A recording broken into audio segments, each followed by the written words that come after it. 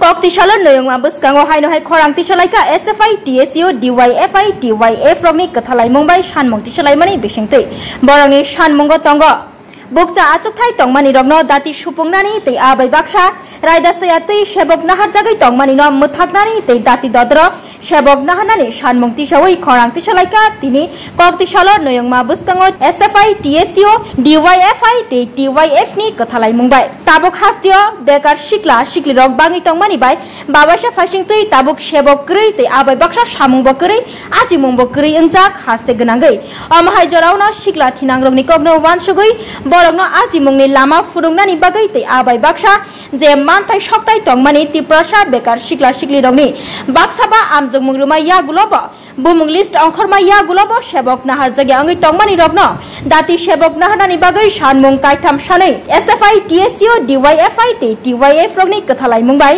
kokti salo noyongma buskango shanmung tisalaikha aro tongkha TSU ni tangphang Sojit Tripura welfare की जगह पर अभी change करके इसको जनजाति कल्याण की दफ्तर के नाम पर रखा गया है। जो बीजेपी का लोग स्लोगन लगाता है कि सबके साथ सबका विकास, और हमारा ट्राइबल वेलफेयर का मिनिस्टर भी विकास देबुरमाई है, लेकिन ट्राइबल वेलफेयर का की जो हालात है ये देखकर तो हमको ऐसी लगता है कि ट्राइबल वेलफेयर की खुद की साथ और मिनिस्टर विकास का ही विकास ऐसे ही चल रहा है हमारा यहाँ पर।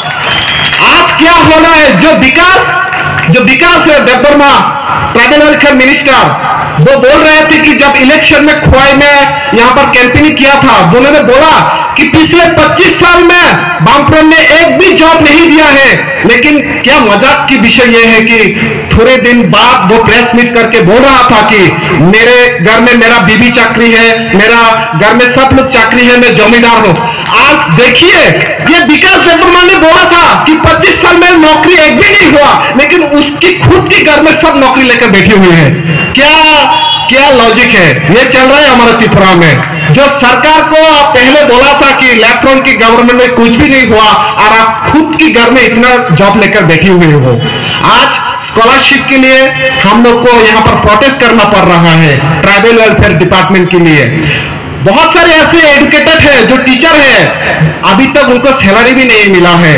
हम लोग ने प्रोटेस्ट किया, बार बार प्रोटेस्ट किया, लेकिन जो डायरेक्टर शायद ये है कि ये खुद में बिजी रहते हैं। आज हम लोग को देखने को ये मिला कि जो त्रिपुरा स्टूडेंट है, जो बैकवर्ड SC स्टूडेंट है, उन लोगों के लिए लेफ्टिनेंट गवर्नमेंट ने एक स्कीम चालू किया था, Dashrath Deb merit award, BR Ambedkar merit award. आज क्या हालत है ये मेरिट अवार्ड का? आप लोग ट्राइबल वेलफेयर या फिर SC डिपार्टमेंट की वेलफेयर में जाकर पूछिए, आपके बच्चे लोग भी स्कूल कॉलेज में पढ़ाई लिखाई करते होंगे, उन लोगों को जाकर पूछिए इस स्कीम का क्या हुआ। लेकिन চলে গেলেন এর হাজার দেড়েক ছেলে মেয়ে কপালে হাত দিয়ে বলছেন আমার 83 দিনের বেতন না দিয়ে ফিটকু চলে গেল, আর চলে যাওয়ার সুযোগ তৈরি করে দিলেন রতনলাল নাথের নেতৃত্বে, আমাদের যে বিদ্যুৎ মন্ত্রীর নেতৃত্বে তাদের সুযোগ করে দিলেন তুমি যা রোজগার করেছো টাকা একসঙ্গে বস্তায় করে তুমি তাড়াতাড়ি পালিয়ে যাও, এই টাকার অভাব কেউ নিয়েছিলেন। কিন্তু কারা টাকা পেলেন না, ঘুম থেকে উঠে গভীর রাত পর্যন্ত ঝড় বৃষ্টি তুফানের মধ্যে ফিটকুর আন্ডারে কিংবা ওই কুমারঘাটের ফায়ার আন্ডারে কিংবা আগরতলায় যে সমস্ত বেসরকারি কোম্পানির আন্ডারে রাজ্যের যুবকরা দিন রাত সন্ধান রক্ত ঘাম করেন।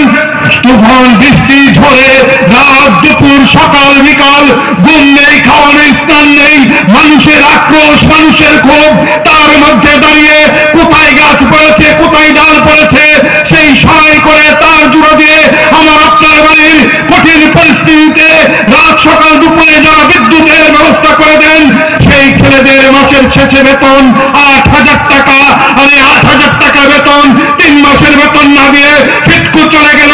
রাজ্যের অর্থ বিদ্যুৎ মন্ত্রী একটা কথা বলেন না।